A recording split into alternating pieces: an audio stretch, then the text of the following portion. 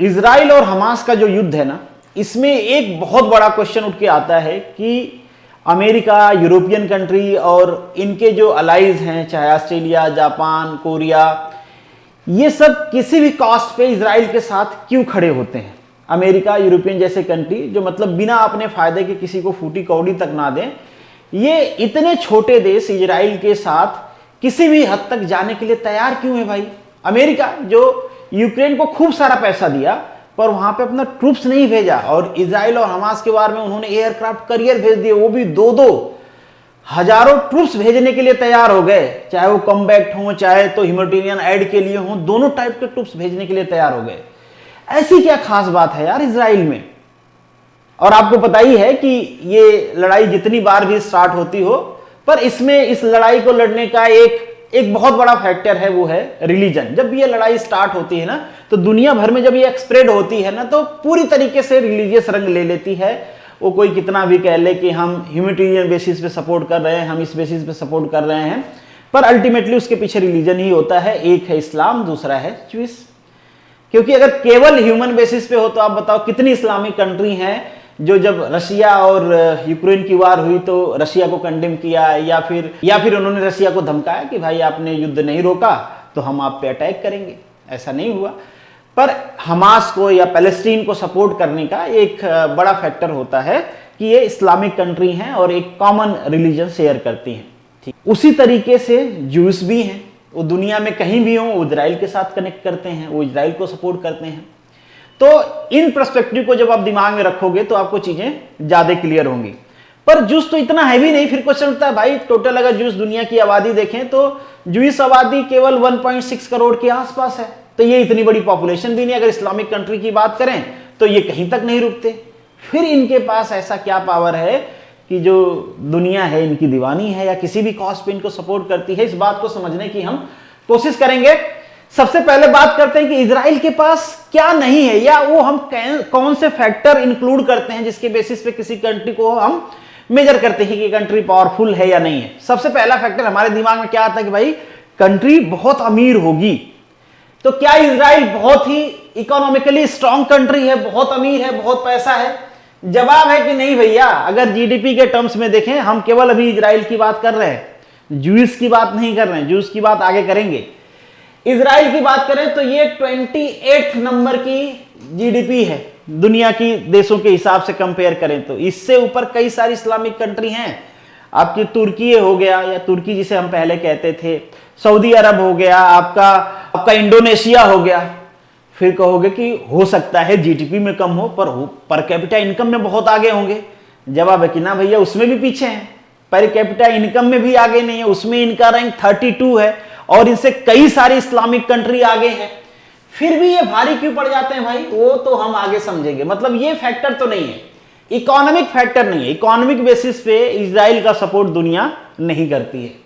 दूसरा फैक्टर आता है कि भाई ये एनर्जी रिच कंट्री होगी, ढेर सारे एनर्जी का भंडार होगा, तो दुनिया को एनर्जी का फायदा दिख रहा होगा, या अमेरिकन यूरोपियन कंट्रीज को दिख रहा होगा, इसलिए इनके पीछे होंगी। जवाब है कि नहीं, ये तो वेल सेटल्ड है कि भाई इस्लामिक जो कंट्रीज हैं या गल्फ कंट्रीज जो हैं, इस्लामिक पॉपुलेशन है, उनके पास सारी गैस और ऑयल रिसोर्सेज है। तो इसके बेसिस पे भी यूरोपियन कंट्री या अमेरिका या उसके एलाइज सपोर्ट नहीं करते हैं। फिर सवाल आता है कि ये मैन्युफैक्चरिंग हब होगा, ढेर सारे प्रोडक्ट की मैन्युफैक्चरिंग करता होगा, एक्सपोर्ट करता होगा, बहुत सारे एसेंशियल गुड्स बनते होंगे जिसके बिना दुनिया नहीं चल पाएगी। शायद इसके वजह से दुनिया इनकी सपोर्ट कर रही हो, या स्पेशली जो यूरोपियन अमेरिकन कंट्रीज हैं वो सपोर्ट कर रही हो। तो जवाब है कि नहीं भाई। मैन्युफैक्चरिंग के सेक्टर की बात करें तो ऑब्वियसली चाइना सबसे ऊपर है, दूसरा अमेरिका है, जापान है, कोरिया है, इंडिया है, उसमें भी ये नहीं आते हैं।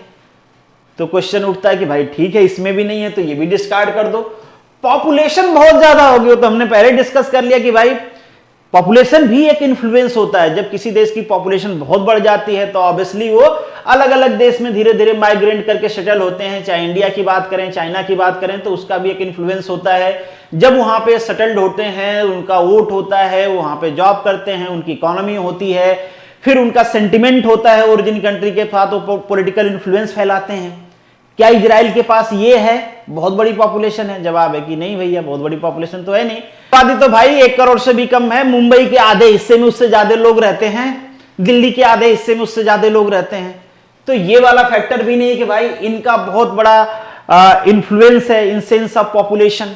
लोग दुनिया भर में सेटल्ड हैं, वहां से नारा लगाते हैं, प्रोटेस्ट करते हैं, जैसे कि इस्लामिक कंट्री में कि रिलीजन बेसिस पे अलग अलग देशों में प्रोटेस्ट हो रहा है पैलेस्टाइन या हमास को सपोर्ट करने के लिए। फिर होगा कि भाई हो सकता है ये खाने पीने का कुछ उगाते हो कि अगर इनकी कंट्री नहीं रहेगी तो लोगों को खाने को नहीं मिलेगा। जवाब है कि नहीं भाई, एग्रीकल्चर में तो ये दूर दूर तक नहीं दिखते हैं। सबसे आगे ऑब्वियसली चाइना है, यूएस है, इंडिया है, ये सारी कंट्रीज हैं जो मैक्सिमम जो एग्रीकल्चर फूड्स ग्रेन्स हैं वो प्रोड्यूस करती हैं। ये सारे फैक्टर तो है ही नहीं। फिर बचे कौन से फैक्टर भाई? ऐसा क्या है इजराइल के पास कि दुनिया उसकी दीवानी है? उनके पास है भैया आई, ओ और आई। अब ये क्या होता है समझते हैं, और जितना इनको सपोर्ट मिल रहा है ना, जब आप इनको ढंग से समझोगे तो आप कहोगे भैया ये तो बहुत कम है, अभी जरूरत पड़ेगी तो इसका कई गुना और सपोर्ट मिलेगा इनको दुनिया से, या फिर अमेरिकन और यूरोपियन कंट्रीज हैं या जो डेवलप्ड कंट्री हैं उनसे। क्यों मिलेगा समझाता हूं वन बाय वन करके। सबसे पहले भाई इन्वेंशन, आई मतलब इन्वेंशन, मतलब इनके पास ब्रेन है। इन्वेंशन से कहने का मतलब है इनके पास जो सोफिस्टिकेटेड टेक्नोलॉजी है ना वो है। अब आप कहोगे कि इजराइल के पास, जवाब पूरी तरीके से हाँ नहीं होगा, क्योंकि केवल इजराइल के पास नहीं है, जूइस के पास है। मैंने कहा ना कि ये धर्म की लड़ाई बन जाती है। तो जो दुनिया की जूइस पॉपुलेशन है ना, उनके पास जबरदस्त सोफिस्टिकेटेड टेक्नोलॉजी पे कंट्रोल है। वो बड़ी बड़ी कंपनीज के मालिक हैं, उनके पास ओनरशिप है या उसमें इन्वेस्टेड हैं, या फिर फाउंडर हैं, को फाउंडर हैं, प्रेसिडेंट हैं। वो सीईओ वो भूल जाओ, वो तो जॉब करने वाले लोग हैं। असली ओनर कौन होता है? जो फाउंडर हैं, को फाउंडर हैं, जो चेयरमैन हैं उनके, जो कंपनी के प्रेसिडेंट हैं, वो पावर होती है। कुछ कंपनी का मैं नाम आपको बताते चलता हूं। गूगल का नाम आपने सुना होगा, गूगल, यूट्यूब, एंड्रॉयड, इन सब की जो पेरेंट कंपनी अल्फाबेट, उनके फाउंडर कौन है? फाउंडर मतलब मालिक, जिसने कंपनी बनाई, एक जूइस है। हालांकि ये माइग्रेंट है अमेरिका में। मैंने कहा कि जो सपोर्ट मिलता है ना वो इजराइल के सिटीजन की वजह से नहीं मिलता है, मिलता है धर्म की वजह से। क्योंकि जो जूइस हैं, मैंने कहा दुनिया भर में 1.6 करोड़ के आसपास जूइस हैं, बहुत बड़ी पॉपुलेशन नहीं है। ये भी देख लो तो दिल्ली में इससे ज्यादा लोग रहते हैं, ये दुनिया भर में है। इतने जूइस की आधी पॉपुलेशन कुछ 60 लाख के आसपास आपकी इजराइल में रहती है। उसमें से मैक्सिमम कुछ 50, 55, 60 लाख के आसपास अमेरिका में रहते हैं, बाकी इधर उधर फैले हुए हैं। तो ये सब अमेरिका में रहने वाले हैं, पर हैं ये जूइस एथनिक के, और ये बहुत इंटीग्रेटेड, बहुत हाईली इंटीग्रेटेड फील करते हैं। ऐसा नहीं कि बहुत सारे आप देखे होंगे, इंडियंस को भी देख लीजिए, वो जाके बाहर बस जाते हैं, फिर इंडियंस बताने में उनको ऐसा लगता है, कई बार वो इंडियंस को ही क्रिटिसाइज करने लगते हैं। आपने कई सारे ऐसे यूके के जो मिनिस्टर्स हैं उनके बयान सुने होंगे, पर ये हाईली इंटीग्रेट करते हैं अपने आप को जूइश रिलीजन से, और ये कहते हैं भैया हमारा ये कहीं देश है और किसी भी हालत में वो बचे रहना चाहिए। कितनी इन्फ्लुएंशियल कंपनी है भाई ये। आपकी मोबाइल बंद हो जाएगी रातों रात, ये चाहे तो। गूगल, यूट्यूब, जिससे हमारा आपका रोजगार चल रहा है, वो बंद हो जाएगा 2 सेकंड में, ये चाहे तो। फिर फेसबुक, व्हाट्सएप, इंस्टाग्राम, ये भाई कौन आदमी है? Mark Zuckerberg. ये क्या है? जूइश है। मैं इनका एक कमेंट पढ़ रहा था, एक बार इन्होंने क्रिसमस विश किया था, तो नीचे एक यूजर ने पूछा था कि आप क्रिश्चियनिटी से बिलोंग करते हो? तो इन्होंने कहा था कि भाई मेरी जो परवरिश है वो जूइश में हुई है, पर मैं सारे धर्मों की रिस्पेक्ट करता हूं। वो पॉलिटिकल बातें हो गई, पर ये भी क्या है, एक जूइश है। इसके अलावा दुनिया भर के पेगासस, इतने, मतलब भाई जो फायरवॉल सिस्टम आप देखते हो ना, जो ये एंटीवायरस हैं, इतने सोफिस्टिकेटेड। आपने ये माइक्रोसॉफ्ट एसेंशियल देखा, 2018 से पहले नहीं थे ये इजराइल वालों ने बनाए। मतलब देख लो भाई, वर्ड प्रोसेसिंग, मतलब जो ये आपका कंप्यूटर प्रोसेस करता है, वर्ड प्रोसेस करता है, कैलकुलेशन करता है, ये सारी उनकी दोन है। मोबाइल फोन मोटोरोला, उसके इंजीनियर्स, उसके कोनर्स, कैमरा फोन, चाहे इंस्टेंट कैमरा जो तुरंत तस्वीर खींचते, मतलब ये सारी टेक्नोलॉजी है। वीडियोस गेम जो हम और आप खेलते हैं, मतलब ऐसे दुनिया भर के सोफिस्टिकेटेड टेक्नोलॉजी है। जो मैं इजराइल वर्ड अब यूज नहीं कर रहा हूं, मैं जूइश वर्ड यूज कर रहा हूं। इजराइल के पास है या फिर जूइश लोगों के पास है।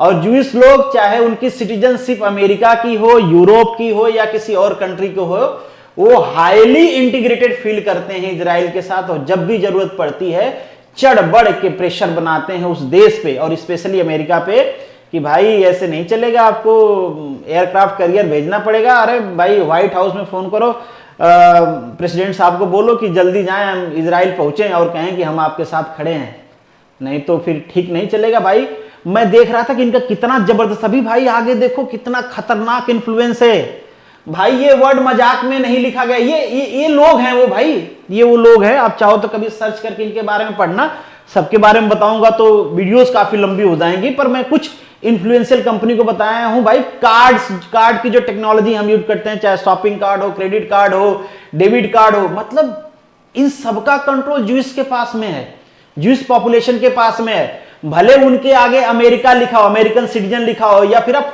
सोचना फाउंडर सर्च करोगे डेफिनेटली अमेरिकन लिखा होगा या फिर यूरोपियन कंट्रीज के वो लोग होंगे, पर पढ़ना कि वो किस एथनिक्स के हैं, पता चलेगा कि वो जूइश एथनिक्स के हैं। फिर ओनरशिप की बात कर लेते हैं भाई। बड़ी बड़ी कंपनियों की ओनरशिप है, आगे आपने कुछ देखा ही है। कहा जाता है कि भाई दुनिया भर में ना, जो दुनिया भर के इन्फ्लुएंशियल मीडिया आउटलेट्स हैं, उसकी जो 95 से लेके 96% की जो ओनरशिप है वो जूइश लोगों के पास है। कुछ नाम मैंने यहां पे लिखे हैं, कुछ फोटोज आपको नजर आ रहे होंगे, सर्च करना। डिज्नी हॉट, ये भाई इनके दुनिया भर के आउटलेट्स हैं, music production, film making, radio, आपके प्रिंट मीडिया, दुनिया भर के हाउसेज हैं। इनके ओनर कौन है भाई? जूस। न्यूयॉर्क टाइम्स, जिसके एक आर्टिकल पे दुनिया भर में बवाल हो जाता है, हमारे देश में खुद में बवाल होता है। एक आर्टिकल छपा मोदी गवर्नमेंट के खिलाफ, अपोजिशन वाले कहेंगे आपके खिलाफ न्यूयॉर्क टाइम्स ने रिपोर्ट किया है। एक रिपोर्ट छपा अपोजिशन के खिलाफ, गवर्नमेंट को लोग कहेंगे कि आपके खिलाफ न्यूयॉर्क टाइम्स ऐसा कहता है। इतने प्रेस्टिजियस जो न्यूज़पेपर्स हैं, वॉल स्ट्रीट जर्नल, ये इन सबके ओनर्स कौन है भाई? जूइश है। मतलब आप इसको सोच के देखो कि जो हमारे दिमाग में फीड किया जा रहा है ना, उसको भी कंट्रोल करने वाले जूइश हैं। मैं ये नहीं कहता कि ये इतने सारे कंपनीज के ओनर हैं तो एक तरह से प्रोपेगेंडा फैलाते हैं, प्रोपेगेंडा नहीं फैलाते हैं, पर ओनरशिप इनके पास है। ये चाहे प्रोपेगेंडा फैलाना तो फैला सकते हैं। इसी वजह से जब इजराइल अटैक करता है तो आप जो ये प्रेस्टिजियस न्यूज़पेपर या मीडिया आउटलेट्स हैं, उसमें किसी ने भी इजराइल की खुल के या फिर इनडायरेक्टली भी कंडेम नहीं करता है। क्यों? क्योंकि भाई उसके ओनरशिप उनके पास है, कौन कंडेम करेगा? लोग छोड़ छोड़ के वहां से लड़ने के लिए आ रहे हैं। जो चेयरमैन साहब हैं, जो प्रेसिडेंट साहब हैं, जो फाउंडर्स है, कह रहे हैं जाओ लड़ो इजराइल के लिए। सैलरी पैसे की टेंशन मत करना, तुम्हारे बैंक अकाउंट में पैसा ट्रांसफर कर दिया जाएगा। एडिशनल पैसा चाहिए तो लो, जाओ लड़ो देश के लिए, एक देश हमारे नाम से रहना चाहिए। इतने इन्फ्लुएंशियल देख लो भाई, ब्लूमबर्ग, CNN, NBC, ये इनके जो ओनरशिप वाले चैनल हैं हमारे देश में भी चलते हैं। आप देखोगे तो चैनल का नाम कुछ होगा, बगल में शॉर्ट में लिखा रहता है CNN, NBC। मतलब दुनिया भर के जो इन्फ्लुएंशियल मीडिया हाउसेज हैं वो इनके कंट्रोल में हैं। ये सारे वो नाम हैं, कुछ कुछ के बारे में आप पढ़ना चाहो तो पढ़ना जरूर सर्च करके। फिर इन्वेस्टर्स की बात करें, यहां पे भी वो आगे हैं दुनिया भर की। अब जो इन्वेंशन किया इन्होंने, इन्वेंशन किया, जो बनाया, जो नहीं बनाते हैं उनमें ये इन्वेस्टर होते हैं। माइक्रोसॉफ्ट, उसमें बड़े इन्वेस्टर, या कोई भी ऐसे कंपनी ले लो जो इन्फ्लुएंशियल कंपनी है, जो दुनिया की खिड़की बंद कर सकती है, उसमें बड़े इन्वेस्टर होते हैं ये। रिलीजियस बेसिस पे यहां पे आपको ये दिख रहा होगा कि वो कौन सा रिलीजन है जिसके लोगों के पास इकोनॉमी का कितना हिस्सा है, या फिर उनके लोगों के पास जो पैसा है वो डिवाइड किया गया है। जैसे यहां पे आप देखो ये रिलीजन लिखा हुआ है, फिर कितने % लोगों के पास इतना, मतलब $30,000 के आसपास इनकम है, कितने लोगों के पास 30 से 49 के पास, फिर 50 से 99, फिर 1 लाख से ज्यादा कितने लोगों के पास। इसमें देखोगे ये जो सबसे ज्यादा वाला कॉलम है ना, यहां पे देखोगे जूइश का, ये रहा, आपको जूइश का दिखेगा 44%, 44%, इतना और किसी का दिखेगा नहीं। मतलब जो हाईएस्ट इनकम कॉलम है उसमें सबसे ज्यादा परसेंटेज किसी रिलीजन की है तो वो जूइश रिलीजन की है। ये फंड करते हैं, कंपनी कोई चला रहा हो, CEO कोई भी हो, पर इन्वेस्टर कौन है? ज्यूइश हैं। पैसे किसने लगाए हैं? ज्यूइश ने लगाए हैं।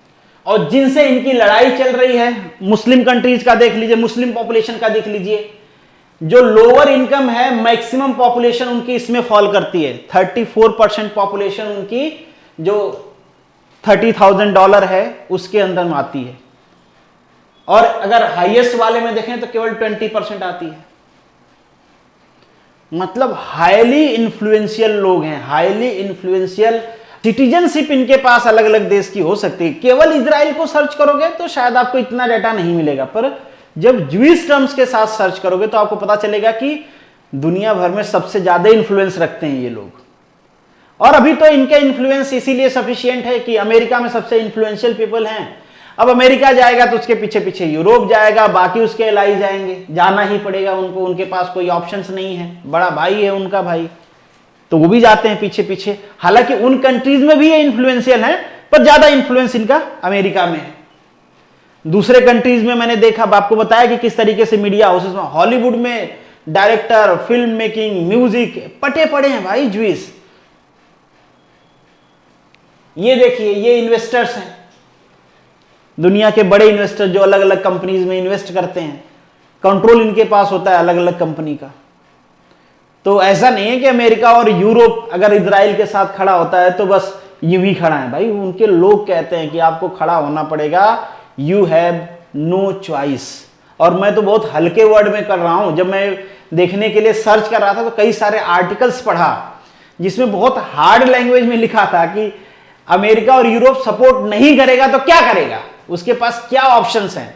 और ये इजरायलियों ने नहीं लिखा था, अलग अलग जो एक्सपर्ट्स हैं उन्होंने लिखा था कि अमेरिका और यूरोप के पास ऑप्शंस ही नहीं है, उनको करना ही पड़ेगा support. They have no option, because जो लोग वहां के पॉलिटिकल पार्टीज को, वहां के फंड को, वहां के बैंकिंग को, अमेरिका एक्सचेंज, ज्यूइश,